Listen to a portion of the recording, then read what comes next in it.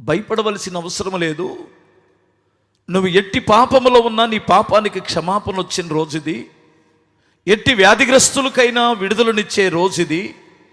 చితికిపోయిన బ్రతుకులను కట్టడానికి వచ్చాడు ప్రభు. సృష్టికర్తను మనం కలుసుకోవడం కుదరదు, ఎందుకంటే అక్కడికి బస్సులు లేవు, ట్రైన్లు లేవు, ఫ్లైట్లు లేవు మనం వెళ్ళడానికి, ఆయన దర్శించుకొని రావడానికి. కనుక ఆయన వస్తే తప్ప మనం ఆయన్ని కలుసుకోలేము. ఆయనంతటికి ఆయనే వచ్చిన రోజే ఈ క్రిస్మస్ రోజు. ఇది ప్రపంచమంతా చేసుకుంటున్నటువంటి మహత్తరమైన పండుగ అని చెప్పాలి. ఇది ఒక దేశానికో ఒక ప్రాంతానికో సంబంధించింది కాదు.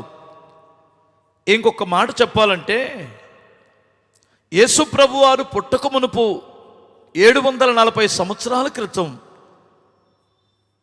యెషయా ప్రవక్త ఒక మాట చెప్పాడు. కన్యక మనకు కుమారుడు అనుగ్రహింపబడును, ఆయన ఆశ్చర్యకరుడు, ఆలోచనకర్త, బలవంతుడైన దేవుడు, నిత్యుడగు తండ్రి, సమాధానకర్తయగు అధిపతి అని అతనికి పేరు పెట్టబడును. ప్రియులారా, మీరు గమనించాలి, జాగ్రత్తగా వినాలి. ప్రభు ఇంకా పుట్టలేదు, ఇంకా 700 సంవత్సరాల తర్వాత పుడతాడని ముందుగానే చెప్పాడు ఆయన. ఫిలిప్పు అనేటువంటి ఒక వ్యక్తి నతానియేలును కనుగొని ఏమన్నాడంటే, సహోదరుడా, మోషేయు అంటే ధర్మశాస్త్రము రాసిన మోషేయు ప్రవక్తలను ఎవరి గురించి రాశారో ఆయనని నేను కనుగొన్నాను అని చెప్పాడు. యేసుప్రభు వారు పుట్టిన తర్వాత దేవుడు అవ్వలేదు. యేసుప్రభు పుట్టిన తర్వాత ఆయన కుంటివారిని నడిపించారని, గుడ్డివారికి చూపునిచ్చాడని, చెవిటివారికి చెవులిచ్చాడని, మూగవారికి నోరిచ్చాడని, చచ్చిపోయిన వారిని బ్రతికించాడని దేవుడు అవ్వలేదు. ఆయన పుట్టక మునుపు దేవుడు, పుట్టిన తర్వాత మానవుడు. గుర్తుపెట్టుకోవాలి, ఆయన పుట్టక మునుపు దేవుడు, పుట్టిన తర్వాతే మానవుడు. అందుకనే సంపూర్ణమైన మానవుడిగా పుట్టి దేవుడు చేయగలిగిన కార్యాలు మాత్రం ఆయన చేశాడు. దేవుడే చేయగలిగిన కార్యాలు చేశాడు. ఎందుకంటే మానవ రూపంలో ఉన్న సంపూర్ణమైన దేవుడు ఆయన.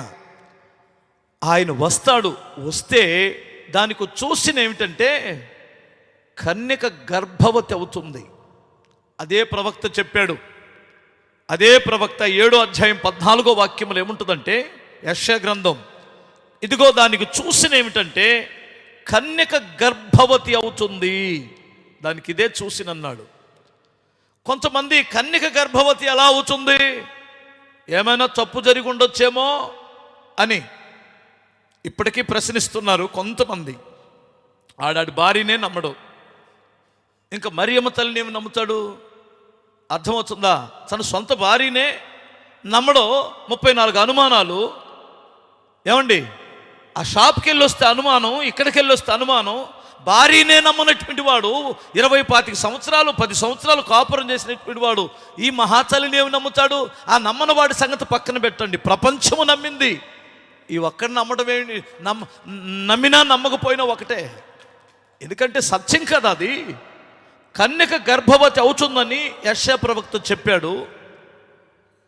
ఇది ఎక్కడ నెరవేరిందంటే లూకా సువార్త 1వ అధ్యాయం 29 నుండి 34 వాక్యాల వరకు చూస్తే, దయాప్రాప్తురాలా నీకు శుభం కలుగునుగా కానీ గాబ్రియేలు దూత వచ్చి మరియమ్మతో మాట్లాడితే, మరియమ్మ ఏమంటుందంటే ఈ శుభవచనం ఏమిటో అని ఆమె భయపడుతూ ఎదురు చూస్తున్నప్పుడు, భయపడవద్దు, నువ్వు గర్భవతివి కాబోతున్నావు, నువ్వు ఒక కుమారుని కంటావు, ఆ పుట్టబోయే కుమారుడు దేవుని కుమారుడు అయిన పరిశుద్ధుడు అనబడును అన్నాడు.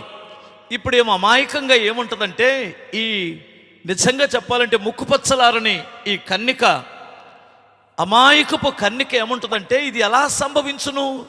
నాకు తెలిసిన వరకు పురుషునితో సంబంధం లేని నాకు ఇది ఎలాగో సాధ్యము అని అడిగింది. ఇది మనుషులకి అసాధ్యమే, దేవునికి సాధ్యమవుతుంది. పుట్టబోయే శిశువు పరిశుద్ధుడు, సర్వోన్నతుని శక్తి నిన్ను కమ్ముకుంటుంది. పుట్టబోయే శిశువు పరిశుద్ధుడు అనబడి ఆయన దేవుని కుమారుడు, సర్వోన్నతుడిని దేవుడు అని చెప్పింది. వెంటనే ఆ తల్లి, ప్రభువా నీ చిత్తం అలాగున్నట్లయితే నేను దానికి తల వంచుతున్నాను. ఎంత అవమానమైనా, ఎన్ని తిరస్కారాలైనా చివరికి నా ప్రాణం పోయినా సరే నేను దానికి అంగీకరిస్తున్నానని ఆమె ఒప్పుకుంది. కడుపులో బిడ్డ వచ్చాడు. 9 నెలలు ఆ మహానుభావుడు జనన గర్భంలో ఒదిగిపోయాడు. ఆయన పుట్టాడు. తర్వాత ఏం జరిగిందో మీకు తెలుసు. కాపురులు వెళ్ళడం, వారి కొచ్చమానం రావడం. 1 సంవత్సరంన్నర తర్వాత, ఇంచుమించు సంవత్సరం లేదా 2 సంవత్సరాల మధ్యలో తూర్పు దేశపు జ్ఞానులు, మా దేశంలో మేము నక్షత్రాన్ని చూసాము, ఆయన నక్షత్రాన్ని అని డైరెక్ట్గా వారు హెరోదు రాజును కలవడానికి వచ్చారు.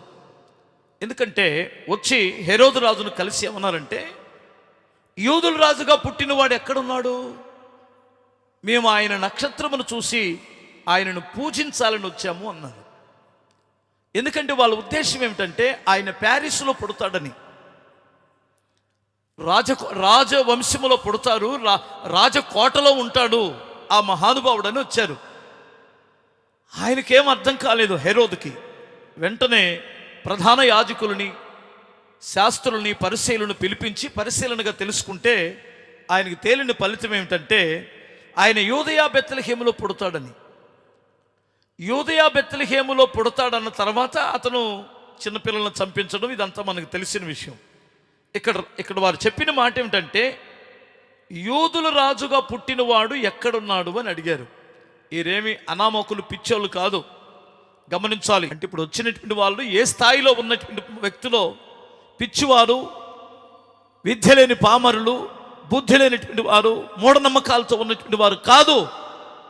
వారు దైవిక సంబంధమైన జ్ఞానులు, విజ్ఞానులు, ఏమండి మహాజ్ఞానులని బైబిల్ చెబుతుంది. వారు అడుగుతున్నారు రాజు ఎక్కడ పుట్టాడు అని. తర్వాత మీరు ఇలా ఆలోచిస్తే, పిలాతు ఆయనకు తీర్పు తీర్చే ముందు యేసు ప్రభు వారిని ఒక మాట అడిగాడు, నువ్వు రాజువా అని అడిగాడు. అవును, నీవన్నట్లు నేను రాజునే అన్నాడు.